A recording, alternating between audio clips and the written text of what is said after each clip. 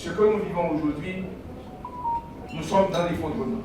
C'est ici que j'inscris la démarche du Conseil présidentiel de transition d'avoir mis sur place le comité de pilotage de la conférence nationale, ayant non seulement pour mandat de réformer, je ne sais pas, réviser la Constitution, de nous donner une nouvelle Constitution, mais aussi de porter des réformes institutionnelles, un nouveau projet de société, définissant les rapports entre l'État et la société, définissant les rapports entre l'État haïtien et les autres États, et définissant aussi les rapports entre nous, qui sont jusqu'à aujourd'hui, qui ne sont que des rapports de prédation.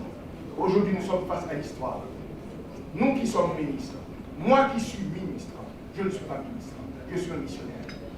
Dans cette tragédie haïtienne, il ne saurait avoir de poste politique, mais des missionnaires, des pèlerins pour offrir un avenir meilleur aux jeunes à venir, dont ceux de 2000, âgés de 20 ans, 21 ans, de 25 ans.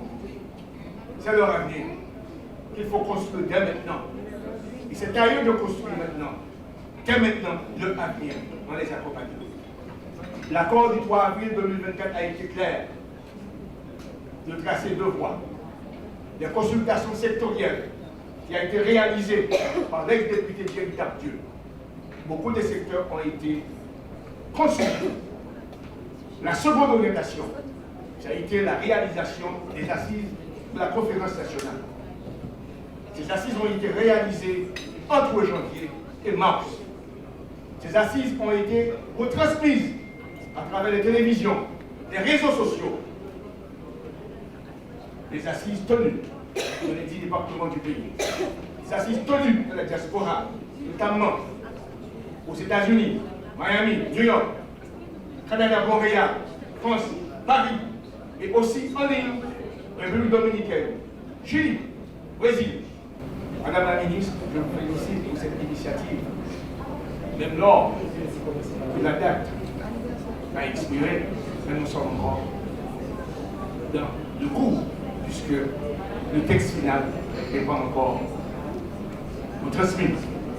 Et le comité de pilotage est ouvert jusqu'à présent à recevoir des recommandations, des critiques. Je vous invite donc, ceux et celles qui vont travailler aujourd'hui, à travailler selon votre propre jugement, selon vos propres analyses. Et j'invite aussi les facilitateurs aussi à orienter dans le sens éthique et professionnel. Et non pas de faire passer vos opinions, vos jugements, vos prédispositions aux autres. Soyez vous-même.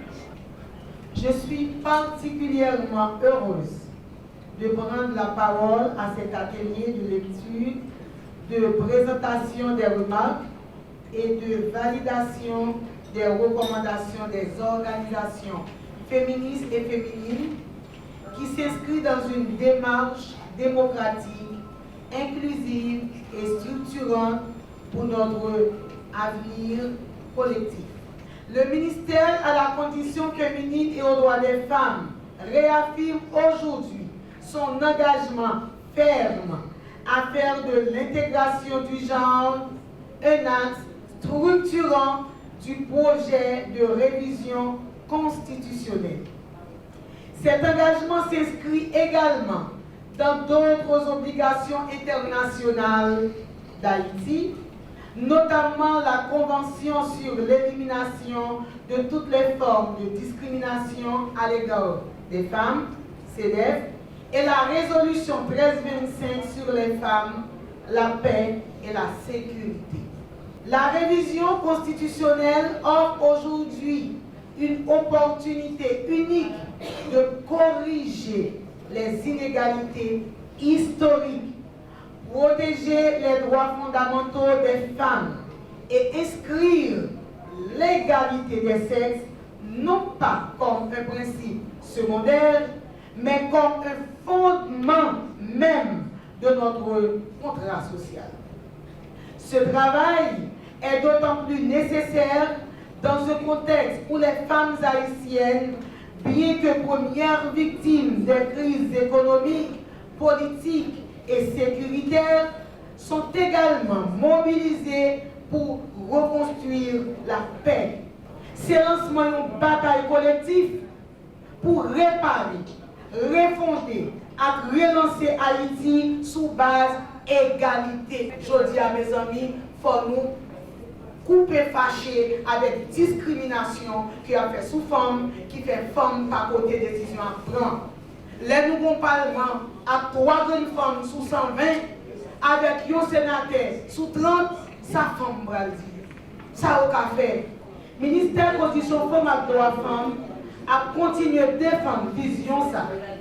Nous prenons engagement pour nous travailler main en main à tout acteur, toute actrice, et spécialement organisation famille, pour nous mettre toute force nous ensemble pour faire entendre des voix famille et puis intégrer recommandations dans cette révision constitutionnelle. Je dis à nous pour nous sémenter. Sans revendication, pas qu'un projet constitution. Révision constitutionnelle là, ce n'est pas seulement un travail légal, c'est une opportunité historique pour mettre fin à l'inégalité entre femmes et garçons.